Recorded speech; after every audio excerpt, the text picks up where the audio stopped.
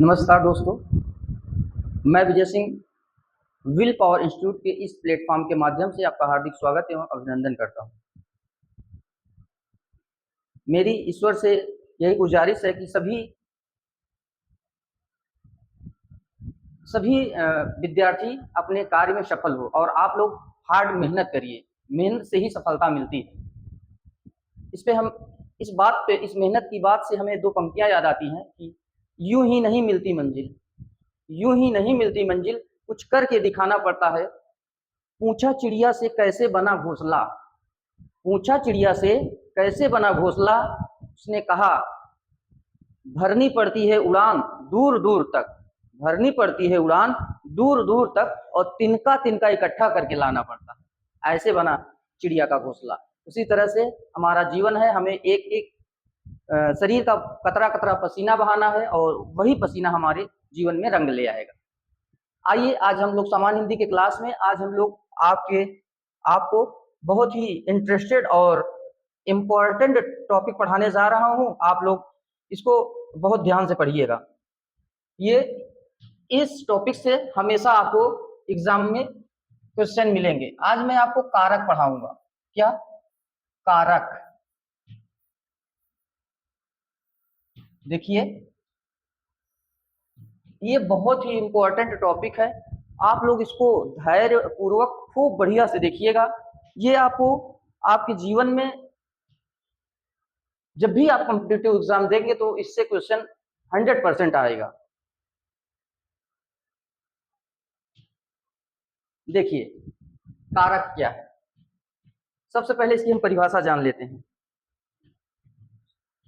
सबसे पहले हम इसकी परिभाषा जान लेते हैं तो क्या होगा? संज्ञा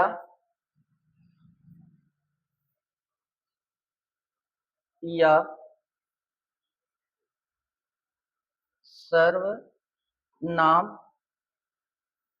संज्ञा या सर्वनाम के जिस रूप से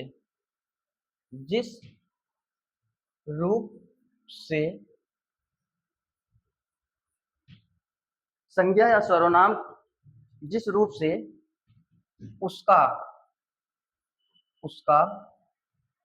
यानी कि संज्ञा या सर्वनाम, संज्ञा या सर्वनाम, संज्ञा या सर्वनाम का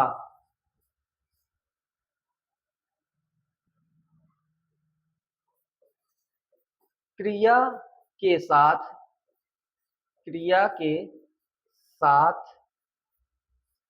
संबंध सूचित हो, संबंध सूचित होता है,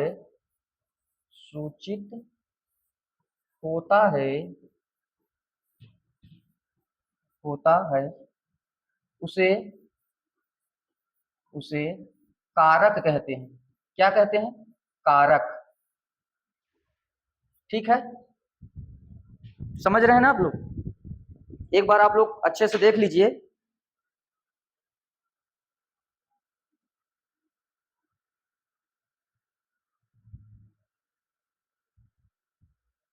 देखिए, संज्ञा या सर्वनाम के जिस रूप से उसका किसका संज्ञा या सर्वनाम का क्रिया के साथ संबंध सूचित होता है उसे कारक कहते हैं। ओके, तो अब ये हम लोग जानेंगे कि हिंदी में कितने कारक होते हैं। ठीक है, देखते हैं कि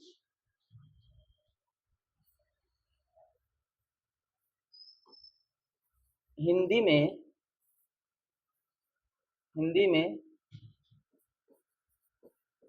कितने कारक होते हैं, तो मित्रों हिंदी में कुल कितने कारक होते हैं? तो 8 होते हैं। ठीक है, जैसे ही आपसे पूछा जाए तो कि हिंदी में कुल कितने कारक होते हैं तो आप बताएंगे 8 कारक होते हैं।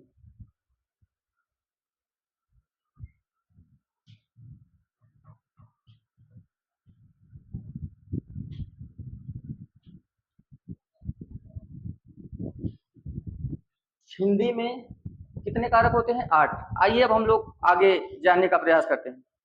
ठीक है,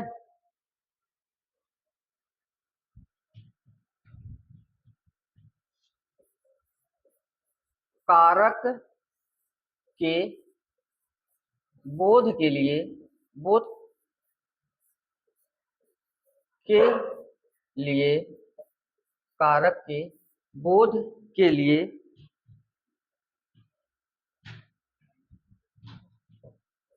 संज्ञा व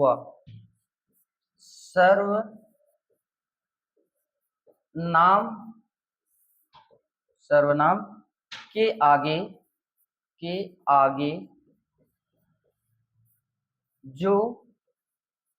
जो प्रत्यय, संज्ञा सर्वनाम के आगे जो प्रत्यय लगाए जाते हैं उन्हें व्याकरण में प्रत्यय लगाए जाते हैं उन्हें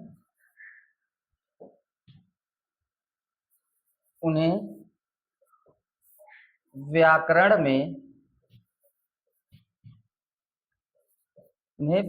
में विभक्तियां कहा जाता है। क्या कहा जाता है? विभक्तियां।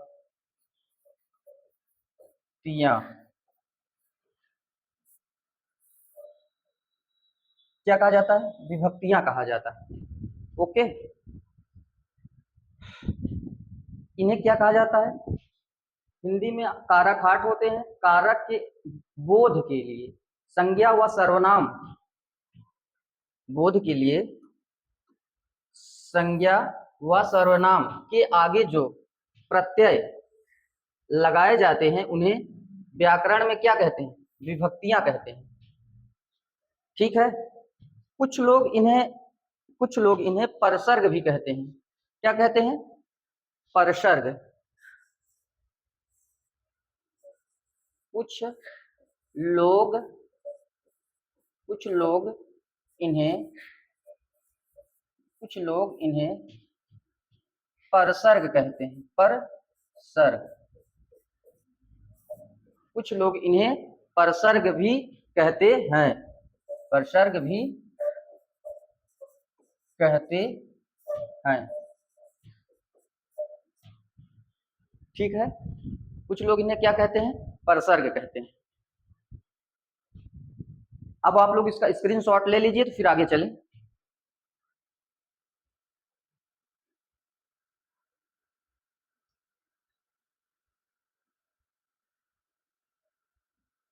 ठीक, चलिए अब आगे चलते हैं नेक्स्ट पेज पे। अब हम कारक में विभक्तियों का ही तो अध्ययन करते हैं। देखिए विभक्तियां,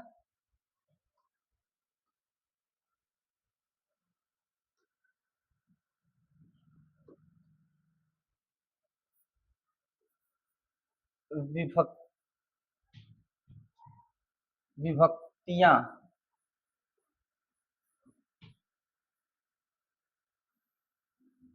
ठीक है, विभक्तियां। अब इन्हीं का तो प्रयोग करते हैं। विभक्तियां जो होती हैं कारक में, वो दो प्रकार की होती हैं। देखिए, दो प्रकार की होती हैं। कौन कौन सी होती हैं? दो प्रकार की होती हैं, तो कौन कौन सी होती हैं? ठीक है, पहली होती है विश क्या होती है? Wish list. दूसरी क्या होती है? संश्लिष्ट। दूसरी क्या होती है? संश्लिष्ट। विश लिस्ट पहली हो जाएगी, दूसरी क्या हो जाएगी? संश्लिष्ट। ये देखिए, ये कितनी प्रकार की होती हैं? दो प्रकार की। ठीक है, अब आइए हम लोग पहले जानते हैं कि विश लिस्ट क्या है और संश्लिष्ट क्या है। अब हम लोग जानेंगे कि विश लिस्ट क्या है, संश्लिष्ट क्या है। तो हेडिंग डाल देते हैं विश लिस्ट। हेडिंग डाल देते हैं विश लिस्ट।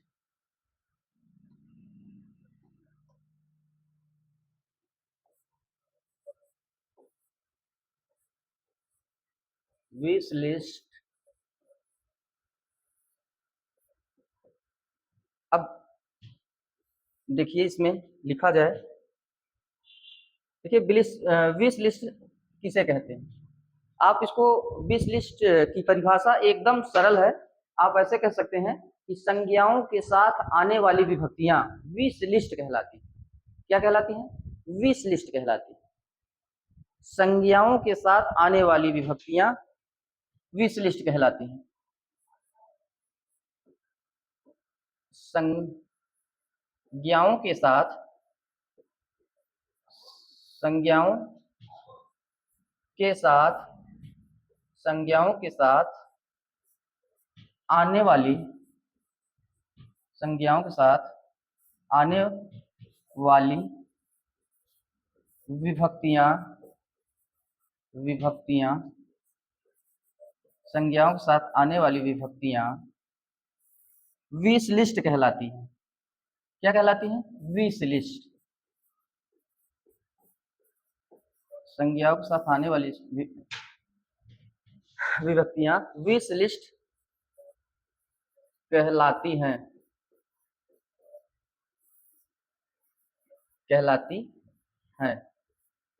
जैसे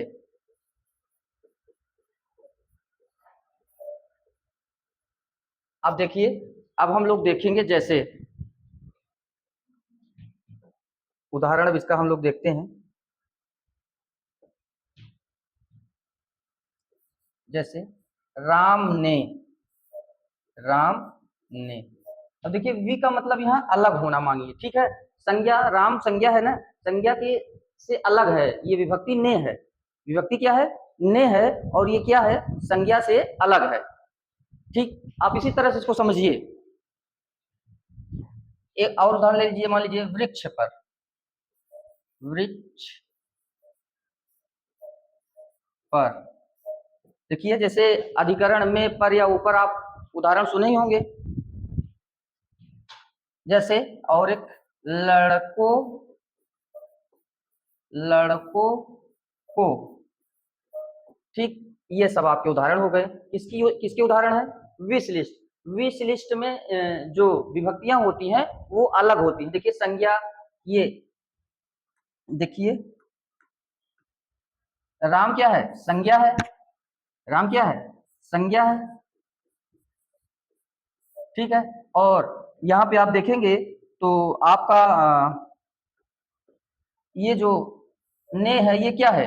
विभक्ति है। ये क्या है? विभक्ति, ठीक है। इसी तरह से इधर हम बताएं, अगर इधर कहें तो वृक्ष क्या है? ये भी संज्ञा है। वृक्ष क्या है? संज्ञा है। और आप यहाँ देखेंगे तो पर ये क्या है? ये विभक्ति है। क्या है? विभक्ति है। बस एकदम ऐसे समझिए, कोई बहुत बहुत परेशान नहीं होना है। देख लीजिए ऐसे, इसमें लड़कों क्या है? संज्ञा है, और को क्या है? विभक्ति है ना सर? बस आप लोग इसको स्क्रीनशॉट ले लीजिए, फिर आगे चले हम लोग।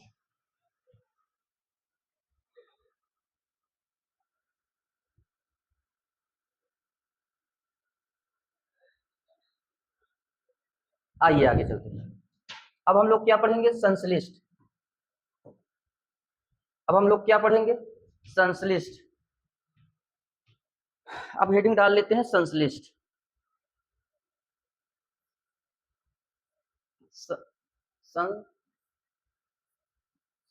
संश्लिष्ट, ये मेरी हेडिंग हो गई क्या? संश्लिष्ट। अब आइए इसकी परिभाषा पहले बताते हैं आप लोगों को। देखिए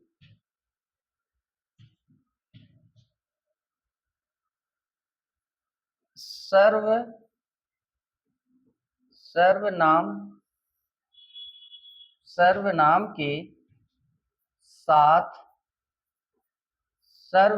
के साथ आने वाली विभक्तियां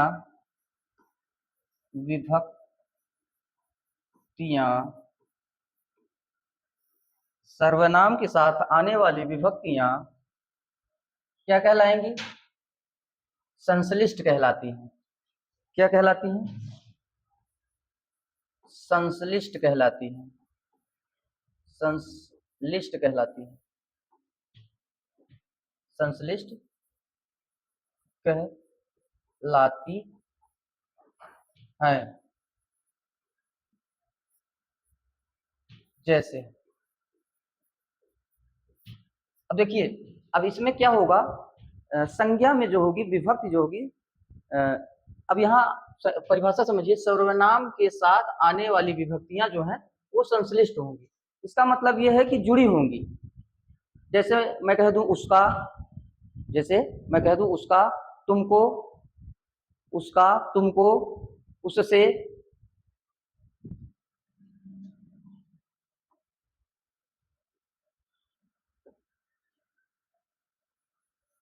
उसका, तुमको, ये देखिए इसमें का इसमें जुड़ा हुआ है। क्या इसमें का जो है जुड़ा हुआ है। अब यहाँ देखिए, ये जो का है यहाँ पे, ये क्या है? ये विभक्ति है। ये क्या है? ये विभक्ति है। ठीक है।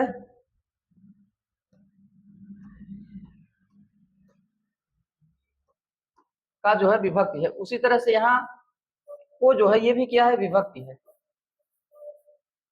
विभक्ति।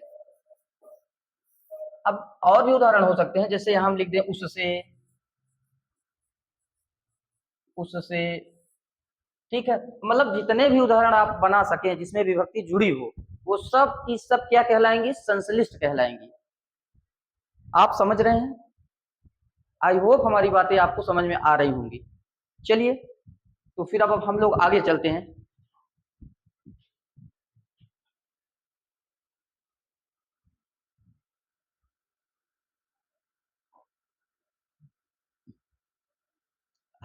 अब इसको हम लोग सबसे पहले अब लिखेंगे कारक चिन्ह जानेंगे।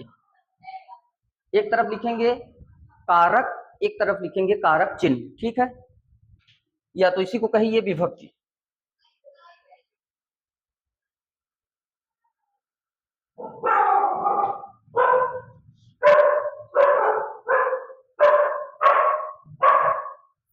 कारक और इधर लिख दे रहे हैं विभक्ति। विभक्तियां, विभक्तियां क्या लिखेंगे? विभक्तियां। आइए अब जितने भी कारक हैं पहले लिख लेते हैं। जैसे कर्ता, कर्म, कर्ता, कर्म, करण, कर्ता, कर्म, करण, संप्रदान, संप्रदान, संप्रदान, अपादान, अपादान, अपादान। अपादान के बाद आपका आएगा संबंध। क्या होगा? संबंध। संबंध, संबंध के बाद आपका अधिकरण।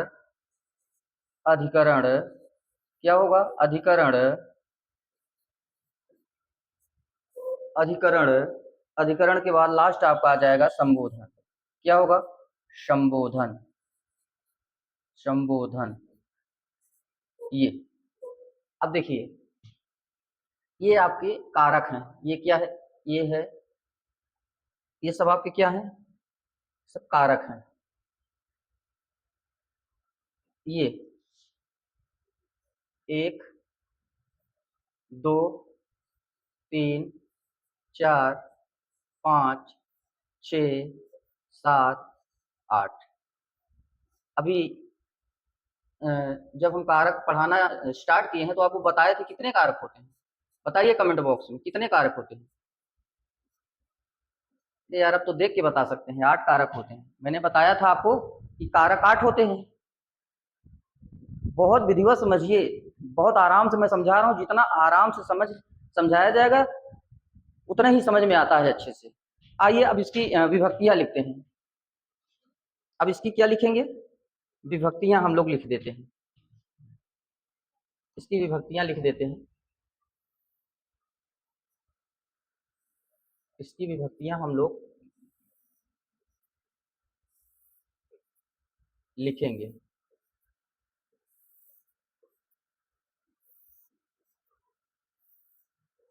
चलिए, कर्ता की विभक्ति क्या होती है? कर्ता की विभक्ति होती है ने। पता ही होगा आप लोगों को, कर्ता की विभक्ति ने। कर्ता ने कर्म को, देखिए कर्ता की विभक्ति क्या होती है? ने। कर्म की विभक्ति क्या होती है? को। ठीक है। करण की क्या होती है? से। और इसका एक और होता है द्वारा, से द्वारा। कर्ता ने कर्म को करण से। अब संप्रदान को के लिए कह सकते हैं, संप्रदान को के लिए। संप्रदान का जो विभक्ति चिन्ह होगी क्या होगा?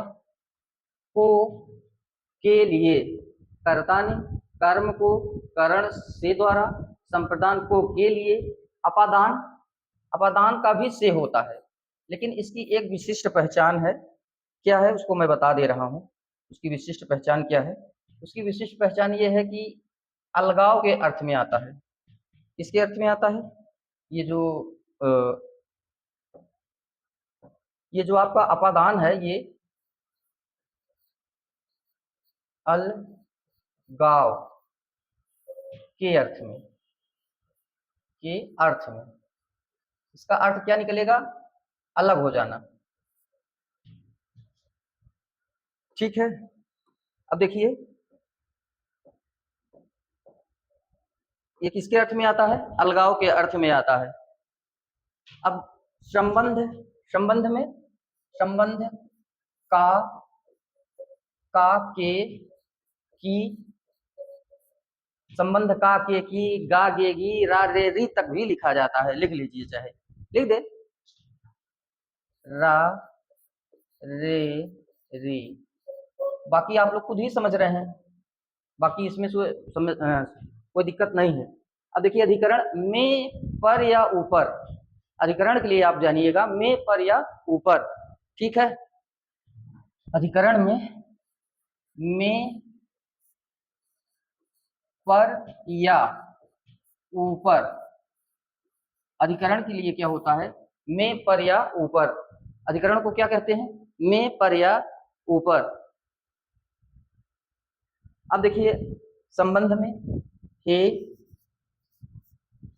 हरे, हे हरे, अजी अहो, अजी अहो, ये सारे शब्द यूज में लाए जाते हैं। ठीक है। देखिए एक बार हम फिर से रिवीजन करवा दे रहे हैं कि कारक, कारक, कारक, कर्ता, कर्म, करण, संप्रदान, अपादान, संबंध, अधिकरण, संबोधन। और अब इसकी जो विभक्तियां हैं क्या है? कर्ता ने, कर्म, कर्म की विभक्ति क्या है? को। करण की विभक्ति क्या है? से या तो द्वारा, दो में एक आएगा। संप्रदान की विभक्ति क्या है? को या के लिए, ये आता है। अपादान की विभक्ति क्या है? से, अलगाव के अर्थ में आएगा। जहां भी अपादान लगेगा आप समझिएगा कि यहाँ अलगाव दिखाया जाएगा, कोई चीज एक दूसरे से अलग होगी। संबंध, संबंध में क्या आएगा? का के की, रा रे री। ये आपको याद करना पड़ेगा, बिल्कुल दिमाग में आपको फिट करना पड़ेगा, जिससे जब याद रहेगा तो फिर मैं आपको नियम बताऊंगा और फिर आप खटाक से इसको कर लेंगे। अधिकरण में पर या ऊपर, जैसे कह दिया जाए उदाहरण में कि भाई साहब चारपाई पर बैठे हैं। जैसे यहाँ मैं लिख दूं एक उदाहरण आपको थोड़ा से, यहाँ मैं लिख रहा हूं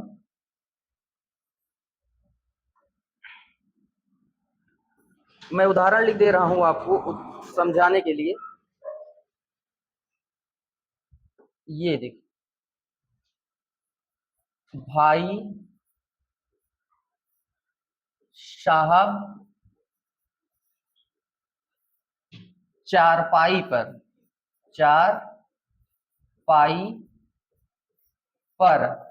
बैठे हैं, तो अब देखिए भाई साहब बताइए किस पर बैठे हैं, तो आप कहेंगे कि चारपाई पर। चारपाई, ये देखिए इसकी विभक्ति क्या है, पर है। इसकी विभक्ति क्या है, पर है। तो आप बताइए इसमें कौन सा कारक होगा। आप बताएंगे कि अधिकरण कारक होगा सर। क्यों? क्योंकि देखिए यहाँ पर विभक्ति आई है ना, तो ये विभक्ति ये बताती है कि ये कौन सा कारक है, अधिकरण। ये यहाँ पे देखिए, ये मिल गया ना। एकदम सरल है, कारक ओरक ऐसा समझा दिया जाएगा, आपको कहीं दिक्कत नहीं होगी। बस आप लोग अच्छे से अपना रिवीजन करिए, नोट्स बनाइए, ये आपकी जिम्मेदारी है। और एक काम आप लोग और करिए कि हमारे चैनल को लाइक, सब्सक्राइब और कमेंट जरूर कीजिए, अपने मित्रों और रिलेटिव में शेयर करिए, जिससे कि हमारे इस प्लेटफॉर्म को बल मिल सके। आप लोग ही तो हैं जिसके लिए हम लोग पढ़ा रहे हैं। अब इसके आगे की पार्ट मैं नेक्स्ट वीडियो में बनाऊंगा, आप लोग इसे देख लीजिए, फिर इसके आगे की वीडियो मैं कल बना के आपको प्रोवाइड कराऊंगा।